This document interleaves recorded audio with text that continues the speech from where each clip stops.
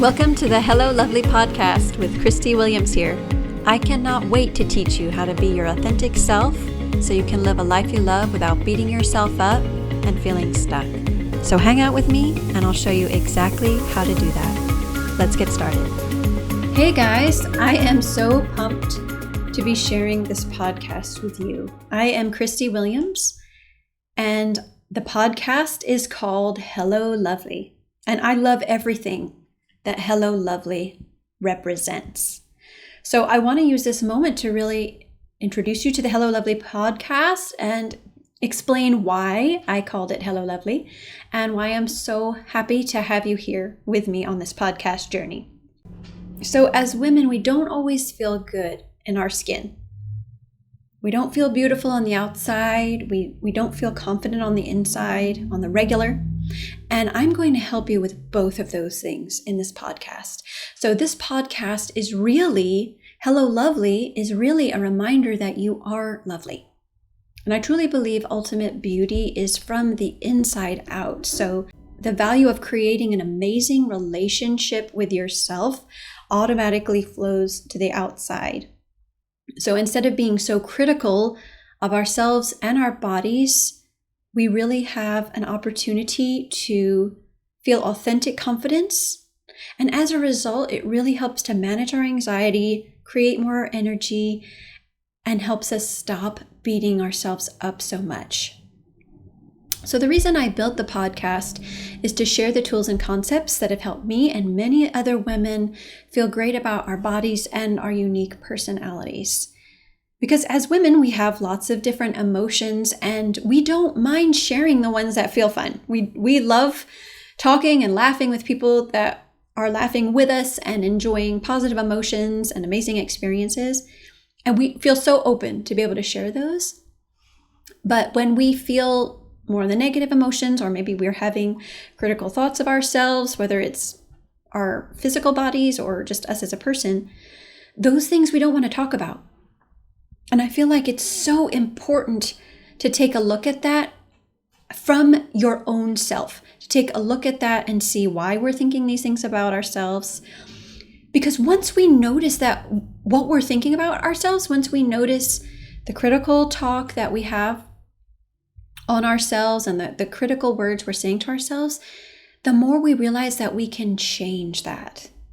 If it feels like you don't like certain things about yourself, but it feels like you're stuck, and maybe you judge yourself a lot because you feel like, oh, I haven't followed through on this, or I didn't like how I showed up here. It makes you feel stuck when we just kind of like, I don't want to look at that. And then we just discount ourselves and we don't feel super valuable. So the emotions that we have, the emotions that we feel, they don't mean we're weak. Like as a human being, as a human woman, we're going to have tons of emotions, and sometimes those are negative emotions. But we can really end up reducing our negative emotions when we take a look at the relationship with ourselves. Because you're a smart, creative, loving, generous woman. Like I know this about you, 100%. But it's hard to see that for ourselves when we're criticizing ourselves. So I want to just really express how excited I am to be able to share these tools. Because there's really a barrier to feeling ourselves. We tend to feel awkward and not know how we can simply feel ourselves authentically when we're being so critical of ourselves. And then what can happen is we may start overeating, or we may start overdrinking or overbuying. Maybe we're shopping a lot more than we want to. Maybe we're watching a lot more TV than we want to, because we're trying to hide from those negative feelings we have about ourselves. We're trying to feel better. We're not really sure how to get in there and do that. And so it's really cool to see that once you are able to have the tools to be able to do that, super clear, super simple, it's amazing how much more energy you have when you stop beating yourself up. So you don't realize how much you do this until you stop doing it. Because it's very exhausting. Think about this for a moment. Think about critical things that we say to ourselves as women. Like we stink, we're not good enough, someone's better than us, we couldn't possibly, we'll never be able to do it. Like maybe if it comes with goals, if we feel like we haven't reached a goal we should have already, quote unquote. We just beat ourselves up all day long. A lot of it is subconscious. It really is exhausting. So you may be feeling stuck and you may feel like, gosh, I really don't have a lot of energy. I feel like exhausted all the time. It might be because this is what you're doing. You're being so critical of yourself. Like literally imagine someone fighting with you constantly, all of the time. You're not good enough. You stink. Why aren't you better? If it was someone else, you'd be like, stop it. Get away from me, Be like, I'm not going to listen to this. But when it's ourselves, we're not answering it. We don't naturally have the tools to be able to notice it and call it out for what it is. And we just feel exhausted, right? So when you know how to stop doing that, or at least greatly reduce it, all of a sudden you have more energy. And goals become more clear, and you're thinking, oh, I know what I want to do. I know what would be super cool. I know what's super important to me. Now I have the energy to do it. And another amazing benefit is you end up having even better relationships because you're able to show up more as yourself.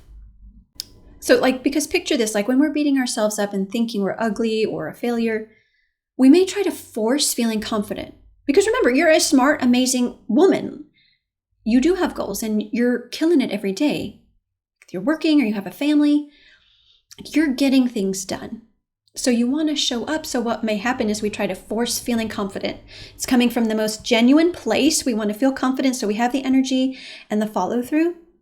But when we force feeling confident, it has the exact opposite effect. So we feel more insecure because we don't feel authentic. So we feel like I'm not feeling myself. We don't feel authentic. And then question everything we say or do. Like, what did I say?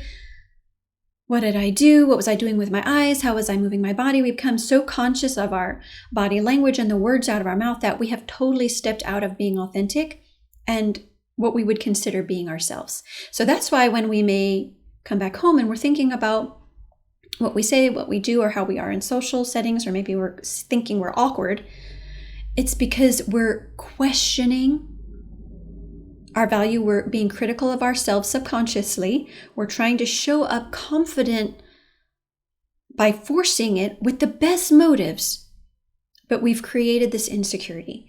And so we've just stepped out of feeling authentic. So it feels terrible when this happens. And then we kind of miss out on enjoying each of those beautiful experiences. Like you may be able to look back on some of those experiences and think, I could have enjoyed that a little more if I wasn't being so critical of myself. Right? Is that the case for you? Because you can enjoy your beautiful life fully when you're not being so critical of yourself. Because you are more of your authentic self. When you're being yourself and you feel like you're comfortable and you're fully being yourself and you don't feel awkward, you're usually enjoying your experiences more, right? So it feels terrible to be critical of yourself and forcing confidence because we miss out on enjoying our beautiful life fully.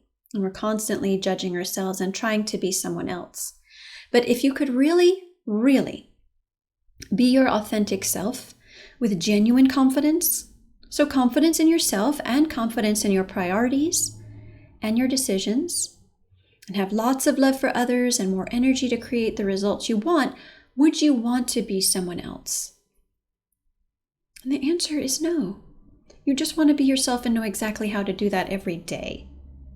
So there'll be lots of juicy goodies in this podcast over the weeks to come, and I'll teach you how to really be yourself and live a life you love. Because those goals to live a life you love may be creating new results for yourself. Maybe it's losing weight. Maybe it's changing jobs. Maybe it's getting organized. Maybe it's being more consistent. Maybe it's keeping things simple. Sometimes a goal we have is just really to kind of simplify our lives. But whatever the goal is, it's harder to accomplish when you're super critical of yourself. So I am so glad you're here. And it's my hope that this podcast really inspires you and makes you feel good and confident. But even more, I hope that it inspires you to apply the tools so you can really see the results for yourself personally. That's when you'll really see a big difference in the way you view yourself and the relationship you have with yourself. We really spend hardly any time looking at the relationship we have with ourselves. And really, the relationship we have with ourself is the filter for all other relationships. So this might be hard for some of us to really connect with. We may think, I don't want to spend time on my relationship with myself. It's selfish. But there's a difference. I want you to really think about this. There is a difference between being selfish and taking care of yourself. We always throw that saying around, especially with people we love, and we really mean it. We'll say, take care of yourself. We encourage each other to do it because we know it's valuable. But what does that really mean? I like to think of the example of putting your oxygen mask on first. So most of you know what I'm talking about just when I say put your oxygen mask on first, but really this is about when you're on a plane and you're about to take off, they give you tons of instruction. And they're telling you these instructions because they're important. They can save your life and they're valuable. So what happens is one of these instructions is if you lose cabin pressure in the plane, oxygen mask will drop down and you're instructed to put your oxygen mask on first before assisting anyone else. So why do they instruct us to put our oxygen mask on first? Well, picture people running around on the plane trying to put oxygen masks on other people. Total chaos. Can you imagine this? Everyone's flying from their seats with the best intentions to help others, but then they haven't realized that they cannot breathe. Right? And what do you think is going to happen? Are you going to pass out or die when you think about this particular scenario? But what do you think happens when everyone listens to that instruction to put your mask on first? By the time you put your mask on, everyone else has put their mask on too. So valuable. So then if anyone still needs help, it's very clear at that point, very clear.